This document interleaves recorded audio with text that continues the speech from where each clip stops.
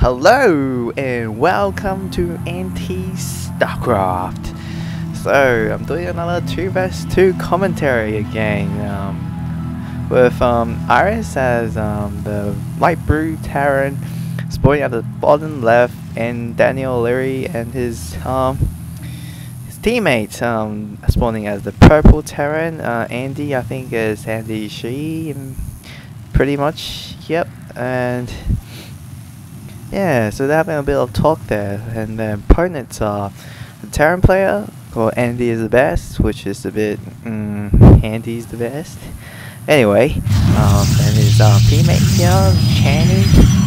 Well, never heard of CHANNY or ANDYisTHEBEST, so I guess they're not really top tier players. But anyway, so it's gonna be a pretty interesting matchup because Daniel actually said this was a pretty intensive and interesting game, so I'm pretty looking forward to what they're going to do. Okay, blocking up the entrance, this, yep, at 10, and then the barracks, very standard. Well, I guess you have to make those, but anyway, opponent's actually pretty slow. He's trying to get the SCV first to actually build the barracks, so maybe that's a bit economically viable, but just not as normal people do. So the opponent's actually getting his gateway and simulator very early, as Protoss players need to get their gas early. So it's kind of like a thing that you can harass Protosses with, is because, you know, they need the gas to actually do something about their army composition. Okay, so just to talk about this map, it's not really that good to block off the entrance, because, you know, any siege tank here can actually blow the entrance up and make it really easy. And however, there's a really narrow choke point to this place, so not much can get up at a certain amount of time. And very standard, not really much happening. 2 Marines are out, getting orbital command. And yeah, Andy hasn't really thought of getting that orbital command. Double gas already. Double gas. So that's kind of early, I guess, for double gas, unless they want to go for early Thors or early siege tank, like mass siege tank or Thor, generally Thors. But yeah, not really for battle cruisers, because they just cost too much. You at least need like 2 bases to actually afford mass battle cruisers. So having a look at what the opponent's doing, they're actually throwing down 3 bags. And by the way, this is actually the fresh replay, so I don't know what's gonna happen later. So yeah, this is the first time we're gonna do a fresh one, because we have uni work. We are all pharmacy students, so you know, we're busy.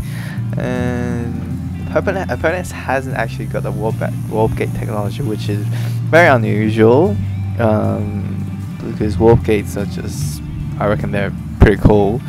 And yeah, so let's fast forward a little bit. Okay, getting down the 3rd gateway, sorry. Okay, let's slow down a little bit.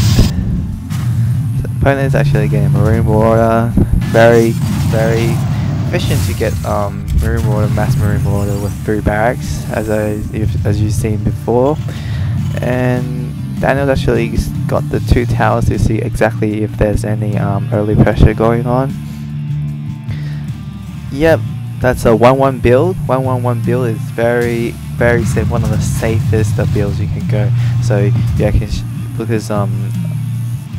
when you first attack or scout out what the opponents are going for, you can actually just manipulate and see what you actually need. So it's pretty safe. However, you can't really mess up anything until you really see what the opponent's going for. So some pressure here, think they're going to attack very soon. Daniel, of course, is going to see this. And Andy's still owning. Oh, they're going for 2.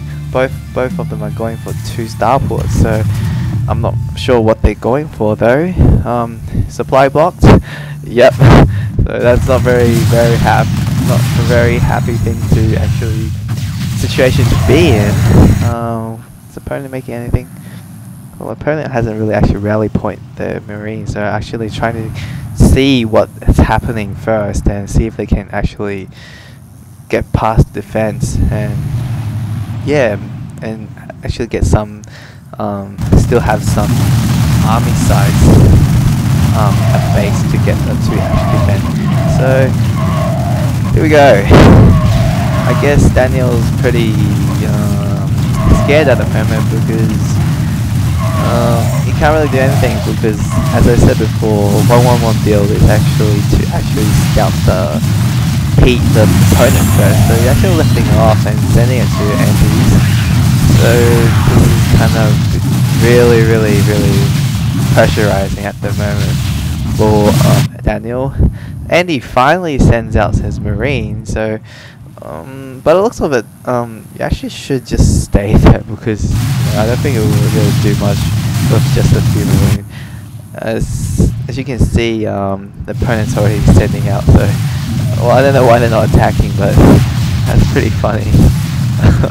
And yeah, see, as I said before, the few Marines are not gonna do something. So you'd rather just stay here, stay at the base and defend the place. So apparently,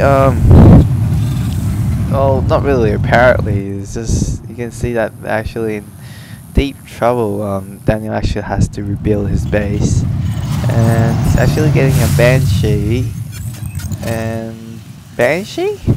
so I'm not really sure why Banshee